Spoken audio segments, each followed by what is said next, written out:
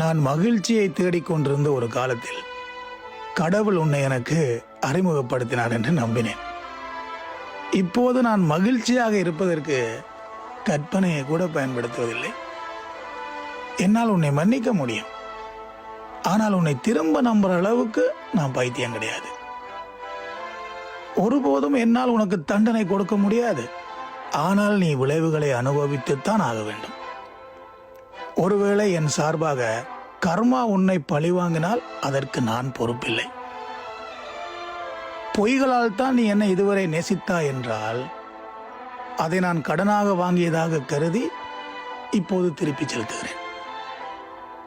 நல்ல வேளை நீ என் உணர்வுகளை பற்றி கவலைப்படவே இல்லை. இல்லை என்றால் உன்னை பற்றிய இந்த இலவச விளம்பரத்திற்கு வாய்ப்பு இருந்திருக்காது. எல்லா பயணங்களிலும் குட் பை சொல்லிவிட்டு போவதற்கு சந்தர்ப்பம் அமைவதில்லை. நான் நேரத்தையும் காலத்தையும் நம்புகிறேன். ஏனென்றால் எல்லாம் ஒரு காரணத்துக்காக தான் நடக்கும். உன் செயல் மோசமாக இருந்ததால் தான் நீ அப்பாவியை முட்டாளாக கருதுகிறாய்.